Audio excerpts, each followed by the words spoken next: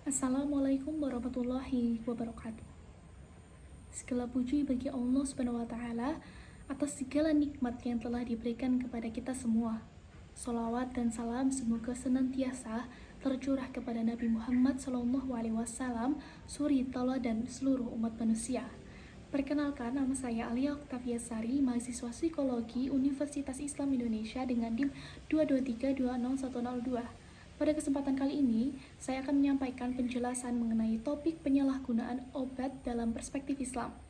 Topik ini tentunya sangat relevan untuk dibahas karena penyalahgunaan obat telah menjadi masalah yang serius yang tidak hanya mengancam kesehatan fisik tetapi juga berdampak besar pada kondisi psikologis dan spiritual seseorang. Penyalahgunaan obat didefinisikan sebagai penggunaan zat-zat yang seharusnya untuk tujuan medis, tetapi digunakan secara tidak tepat, baik dalam dosis berlebih, tanpa resep dokter, atau demi mencari efek tertentu seperti euforia, ketenangan, atau bahkan pelarian dari stres. Obat-obatan seperti alprazolam maupun benzodiazepin itu merupakan contoh yang biasanya sering disalahgunakan. Dalam perspektif psikofarmakologi, penyalahgunaan obat dapat menyebabkan beberapa gangguan seperti gangguan fungsi otak, ketergantungan diri dan juga fisik dan juga psikologis, serta menurunkan kontrol diri seseorang terhadap perilaku dan juga keputusan hidupnya. Islam memandang kesehatan itu sebagai sebuah amanah.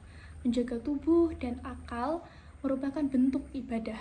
Rasulullah SAW bersabda dalam hadis riwayat Bukhari, yakni sesungguhnya badanmu memiliki hak atasmu. Ini menjadi dasar penting yang perlu kita tanamkan dalam diri bahwa merusak tubuh baik secara langsung maupun melalui penyalahgunaan zat-zat terlarang merupakan bentuk pelanggaran terhadap hak tubuh yang telah diberikan oleh Allah Subhanahu wa taala. Dalam Al-Quran, surah Al-Baqarah ayat 195, Allah SWT berfirman yang artinya, dan janganlah kamu menjatuhkan dirimu ke dalam kebinasaan.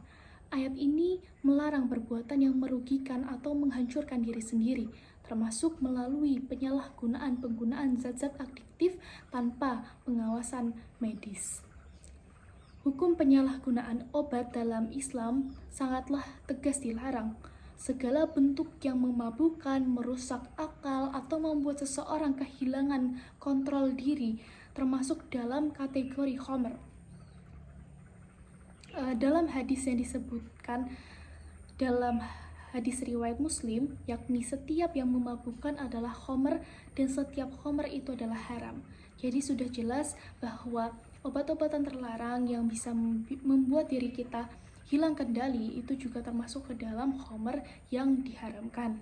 Selain itu, Majelis Ulama Indonesia juga mengeluarkan fatwa nomor 11 tahun 2009 yang menyatakan bahwa penyalahgunaan narkoba dan obat-obatan psikotropika hukumnya haram, kecuali digunakan atas dasar kebutuhan medis dan diawasi oleh tenaga ahli. Maka jelas, dari sisi syariat Islam, penyalahgunaan obat bukan hanya merugikan diri sendiri, tetapi merupakan pelanggaran hukum agama. Jika dilihat dari sisi psikologi, penyalahgunaan obat itu seringkali berkaitan dengan kondisi mental tertentu, seperti stres berkepanjangan, tekanan akademik, keluarga yang kurang suportif, atau lingkungan sosial yang permisif.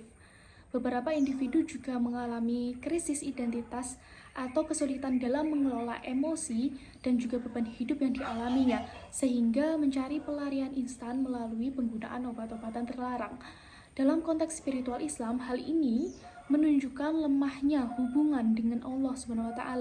Ketika seseorang menjauh dari zikir, dari sholat, dan dari nilai-nilai keimanan, maka hati akan menjadi mudah resah dan juga gelisah.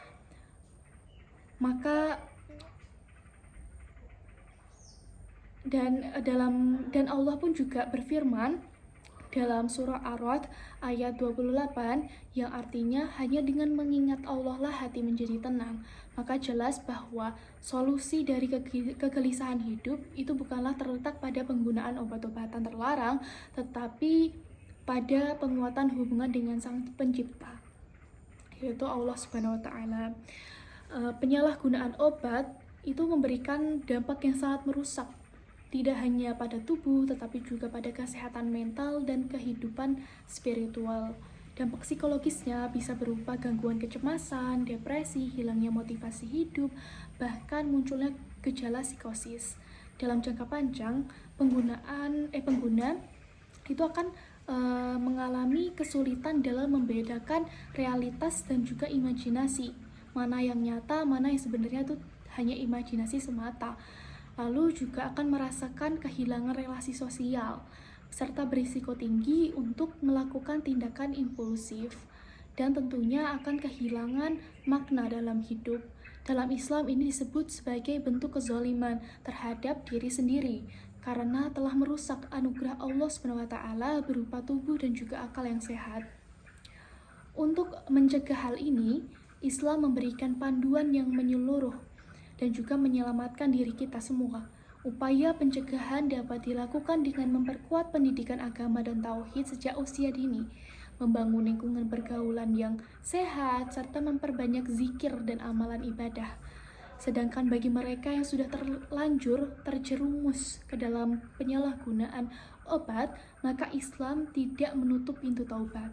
Allah Subhanahu wa taala menyatakan dalam surah Az-Zumar ayat 53 yang artinya, wahai hamba-hambaku yang telah melampaui batas terhadap diri mereka sendiri, janganlah kamu berputus asa dari rahmat Allah. Sesungguhnya Allah mengampuni dosa semuanya. Maka bagi siapapun yang ingin bertaubat dengan sungguh-sungguh, tentunya selalu ada jalan untuk kembali. Dalam konteks psikologis, proses rehabilitasi dan juga pendampingan juga menjadi hal yang sangat penting untuk dilakukan untuk memulihkan kondisi mental dan juga fisik secara bertahap. Sebagai penutup, saya mengajak untuk kita semua menjaga diri dan orang-orang terdekat kita dari bahaya penyalahgunaan obat. Jangan menjadikan stres atau tekanan hidup sebagai alasan untuk merusak diri, tetapi jadikanlah iman, ilmu, dan ibadah sebagai penopang utama dalam menjalani kehidupan ini. Islam telah memberikan kita panduan yang jelas dan juga menyelamatkan diri kita tidak hanya di dunia tetapi juga di akhirat. Wabillahi taufiq wal hidayah. Wassalamualaikum warahmatullahi wabarakatuh.